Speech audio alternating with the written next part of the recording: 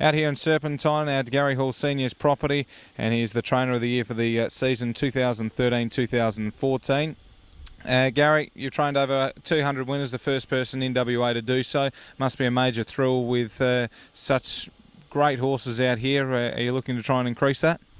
Yeah, I'm always trying to increase it, Matt. There's no slowing down here. We have to keep going because we put a lot of money out here and developing the property, and I want to leave the boys something to carry on with, and I've sort of forced them into the industry and they can't do anything else, I suppose. So we have to keep going the way we are, and we've got no intentions of slowing down.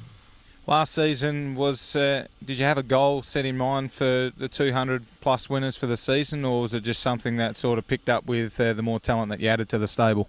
Yeah, no, I don't think we go out there with a goal to sort of win that, but we sort of go out every year to try and improve on our previous year.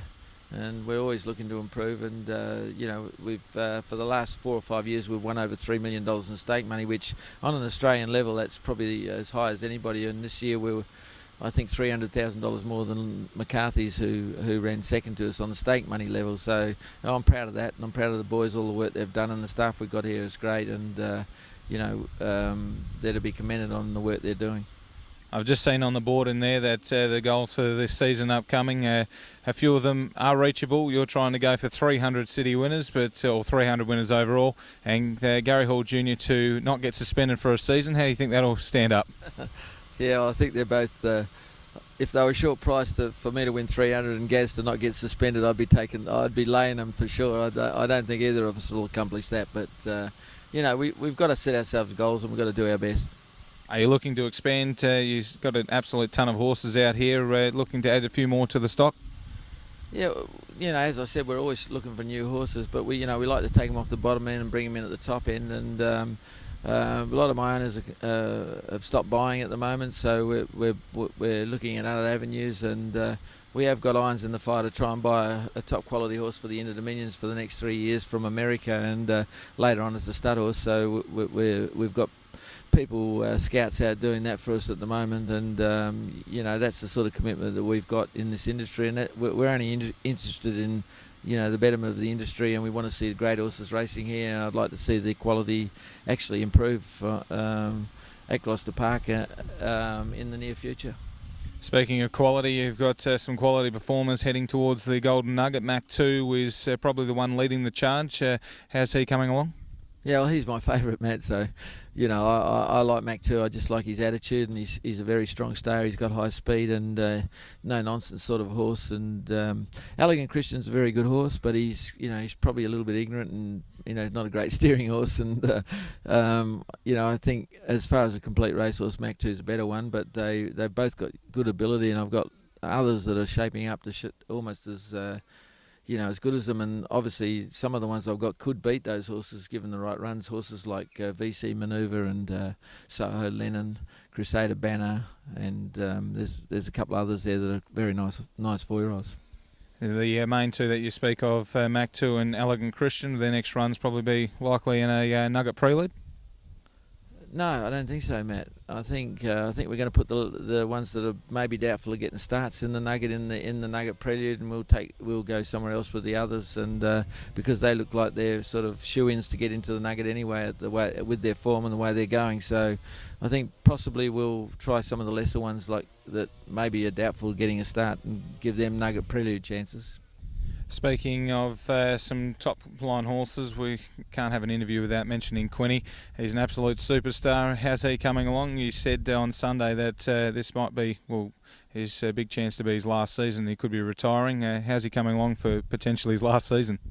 Yeah, well, I wish I could tell you, man, how he's going. Because we've had problems with him, and it's been diagnosed as feet problems, and he's got degenerative problems because he's so old, and he's so the way he races and all that, and his coffin bone's not in the position that it should be on all fours. So, but that's a regular thing with aged horses, and but we won't race him sore. We've never done that, and we don't want him going around if he's in any sort of pain at all. So at the moment he's jogging great, he looks great, and I'm real happy with him. I've been the happiest I have been for a month with him, especially the last couple of days.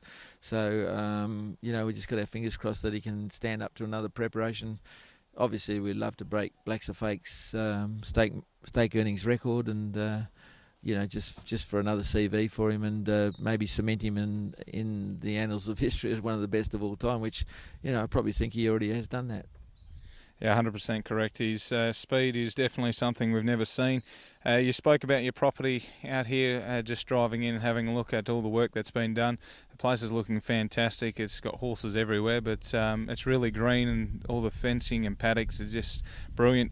Everything's perfect. You must be thrilled with how everything's coming along.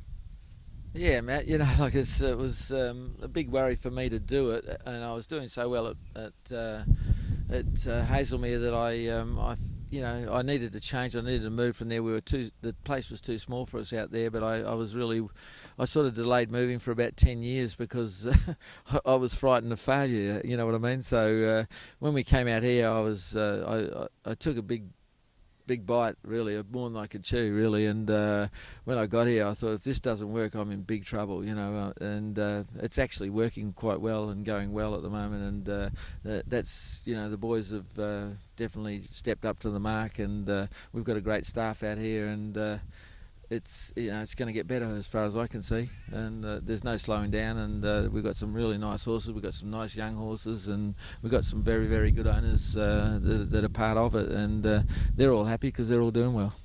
Speaking of your staff, just watching them work just before, it's like a well-oiled machine.